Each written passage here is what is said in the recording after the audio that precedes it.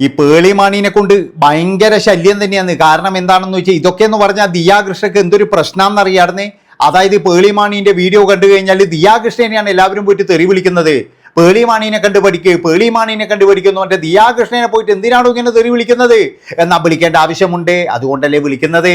അതായത് സ്വന്തം അമ്മായിയമ്മയെ പറഞ്ഞത് എന്താണ്, വഴിയെ പറന്നു പോകുന്ന സ്ത്രീയോട് എനിക്ക് അമ്മ അച്ഛ എന്നൊന്നും വിളിക്കാൻ കഴിയില്ല എന്ന്. എന്നാൽ ആ അമ്മയെങ്കിലും തിരുത്തണ്ടേ. അതായത് അങ്ങനെ മകൾക്കൊരു അബദ്ധം പറ്റിയപ്പോൾ ആ അമ്മ പറയണ്ടേ, മോളെ അങ്ങനെ പറയരുത്, കാരണം ഇപ്പോഴ് നിൻ്റെ അമ്മ അതാണ് എന്ന് അമ്മയല്ലേ പറഞ്ഞു കൊടുക്കേണ്ടത്. ആ അമ്മ ഒരു അക്ഷരം മിണ്ടിയിട്ടില്ല. ആ അമ്മ ശരിക്കും പറഞ്ഞ മനസ്സിൽ ഇങ്ങനെ സന്തോഷമായി. കാരണം എന്താണെന്ന് വെച്ച് കഴിഞ്ഞാൽ ഇനി ഇവളങ്ങോട്ട് അടുത്ത് പോവോ, ഇവളവിടെ പോവോ എന്നുള്ളൊരു ഭയം തനിക്കുണ്ടായിരുന്നു. ഇപ്പോഴതില്ല, സന്തോഷമായി ഗോപിയേട്ടാന്ന് പറഞ്ഞ പോലെയാണ്. അതുപോലെ തന്നെയാണ് ഇപ്പോൾ നമ്മുടെ ദിയാകൃഷ്ണയ്ക്ക് വരുന്ന തെറികളും.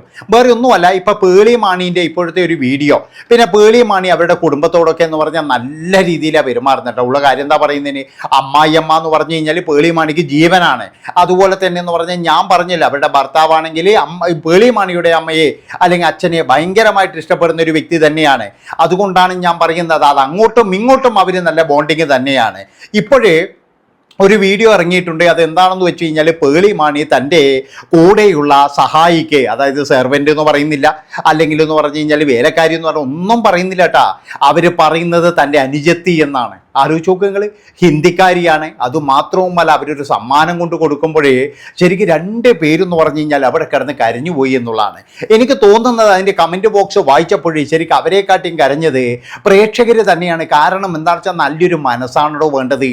അല്ലാതെ എന്ന് പറഞ്ഞു കഴിഞ്ഞാൽ കുറേ പൈസ ഉണ്ടായി, കുറേ ഇതുണ്ടായി, അല്ലെങ്കിൽ കുറേ രാജ്യങ്ങൾ ചുറ്റിയടിക്കുന്നത്, അല്ലെങ്കിൽ കുറേ പൊങ്ക്രാന്തങ്ങൾ കാണിച്ച് നടക്കുന്ന ഇതൊന്നുമല്ല വേണ്ടത്. മനുഷ്യത്വം എന്ന് പറയുന്ന ആ സംഭവം ഉണ്ടെങ്കിലില്ലേ നമ്മളൊക്കെ എന്ന് പറഞ്ഞു കഴിഞ്ഞാൽ മനുഷ്യന്മാർ. അല്ലാതെ എന്ന് പറഞ്ഞു കഴിഞ്ഞാൽ എന്താ പറഞ്ഞാൽ എൻ്റെ കയ്യിൽ കുറേ പൈസയുണ്ട്, ബാക്കിയുള്ളവരൊക്കെ എൻ്റെ അടിമയാണ് എന്നുള്ള തരത്തിൽ, എന്നുള്ള മനോഭാവത്തിൽ ജീവിച്ചാൽ ഒരു മനുഷ്യന്മാർ പോലും എന്ന് പറഞ്ഞു കഴിഞ്ഞാൽ മൈൻഡ് ചെയ്യത്തില്ല.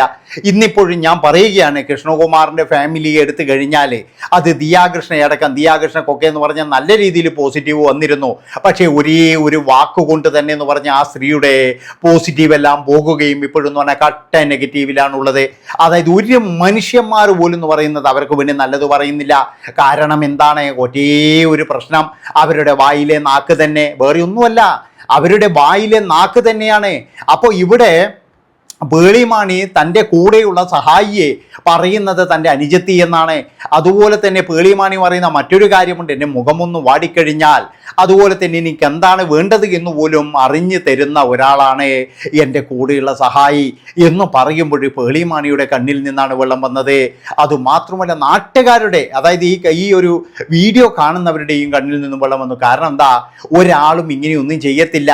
പ്രത്യേകിച്ചെന്ന് പറഞ്ഞു കഴിഞ്ഞാൽ ഞാൻ പറഞ്ഞല്ലോ, നമ്മുടെ ഈ വ്ളോഗേഴ്സിൻ്റെ ഇടയിൽ എന്ന് പറഞ്ഞു കഴിഞ്ഞാൽ ഭയങ്കരമായിട്ട് ഫാമിലിനെയും ഇതൊക്കെ കുറിച്ച് പറയുന്നത് പേളിമാണി, അതുപോലെ തന്നെ എന്ന് പറഞ്ഞു കഴിഞ്ഞാൽ ഈ ദിയാകൃഷ്ണ, പിന്നെ തിന്തു കൃഷ്ണ, ഇവരൊക്കെയാണ്. പക്ഷേ ഇവർക്കൊന്നും കിട്ടാത്ത പിന്തുണയാണ് പേളിക്ക് കിട്ടുന്നത്.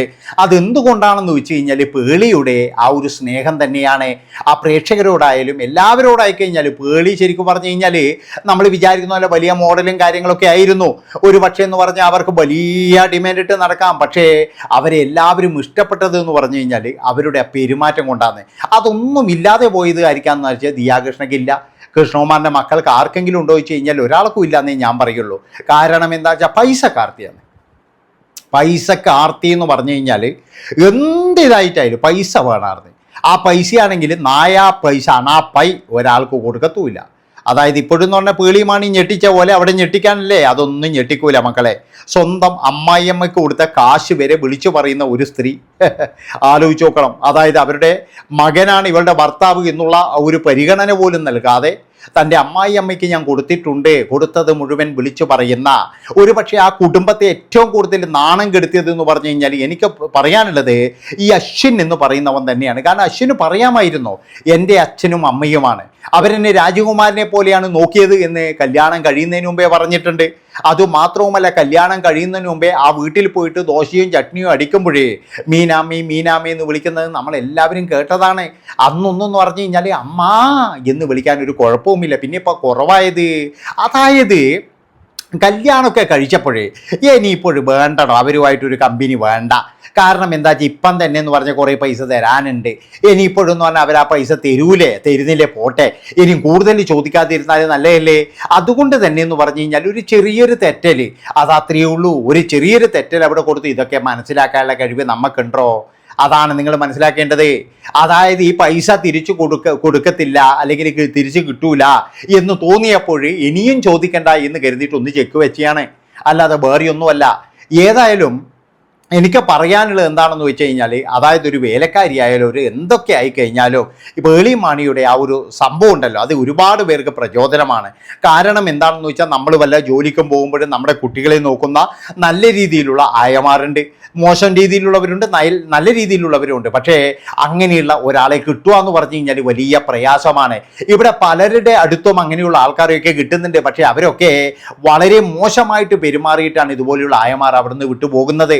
പക്ഷെ പേളി മാണി അവർ ഭയങ്കരമായിട്ട് ചേർത്ത് നിർത്തുകയും ഒരു അനുജത്തിയെ ചേർത്ത് നിർത്തുന്നത് പോലെയാണ് നിർത്തിയത്. അതാണ് നിങ്ങൾ മനസ്സിലാക്കേണ്ടത്.